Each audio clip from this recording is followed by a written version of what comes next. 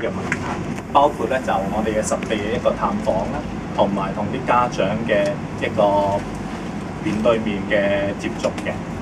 咁啊，最後我係想再提一提個建議。咁好啦，我就先講一講，就介紹下嗰個遊戲小組嗰個經營模式。我諗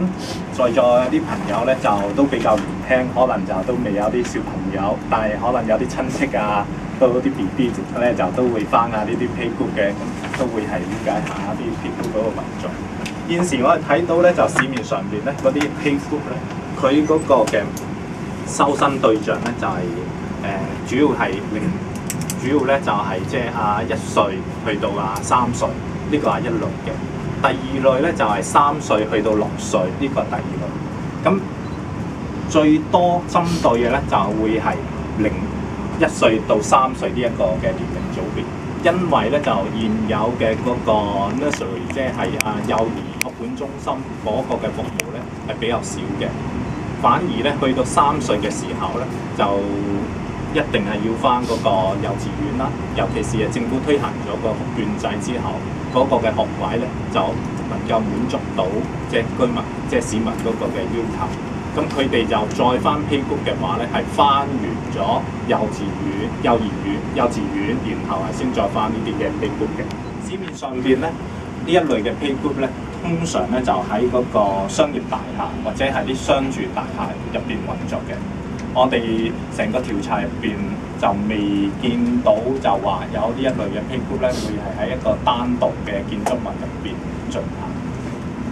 咁至於會唔會係有啲 playgroup 咧，會喺嗰個工廠大廈入邊進行咧？雖然我哋係有發現一啲個別嘅個案，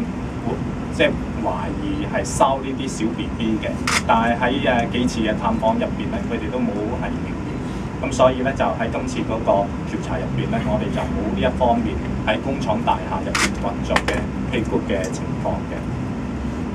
至於咧就係佢 playgroup 嘅收費水平咧，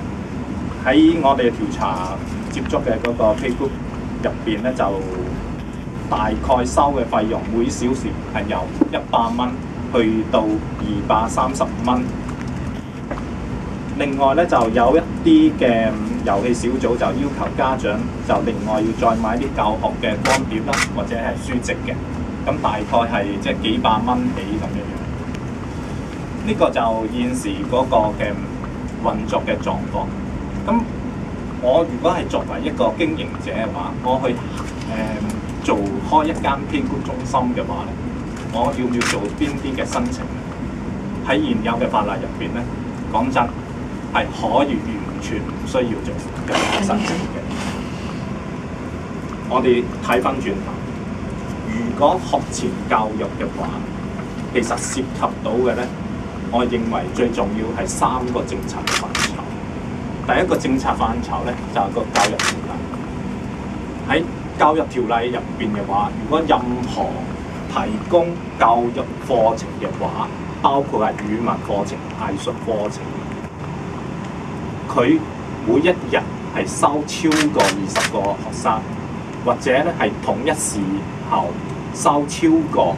8個學生嘅話，佢就係需要申請學校牌照。但係咧就 playgroup 咧，佢哋係強調自己係講緊係嗰個小朋友嗰個嘅身心嘅發展，講緊佢嘅體能，講緊佢嗰個羣體嘅合作，呢啲嘅話就唔屬於教育課程呢一個嘅規限。所以咧就佢即使收超過20個學生成日，佢都唔需要係申請嗰個教育牌、學校牌。好啦，我哋睇翻第二項小 BB。我如果係要開一間依家叫做係幼兒中心嘅話，我哋係需要符合一個非常嚴謹嘅幼兒中心服務條例、幼兒中心條例嘅要求嘅。如果任何收超過5個學生同一時候嘅話，就需要係申請幼兒中心牌照嘅。咁幼兒中心牌照咧係喺受社會福利署個規管嘅 playgroup，佢哋嗰個標準咧又喺邊一個位置？咁我哋仲有係關注第三個嘅政策範疇，就涉及到嗰個工商呢一方面，就講緊消費權益啦。咁呢一樣嘢咧，就近年係，尤其是係呢幾個月咧，係會係大家更加關注嘅，涉及到或者唔繳息嘅啲消費啦。咁以後嘅嗰個政府依家推進一個諮詢文件，係即係話針對住話呢啲唔繳息嘅消費進行監管嘅。以後呢一個嘅監管會唔會係包括埋呢一個行業咧？喺希酷嘅運作情況裏邊咧，雖然唔係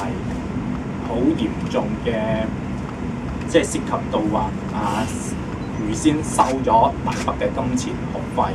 但係咧亦都係有一啲情況，我哋覺得咧應該係拎翻出嚟話翻俾父母聽，要佢哋係留意翻呢啲嘅收費嘅陷阱。咁接住我。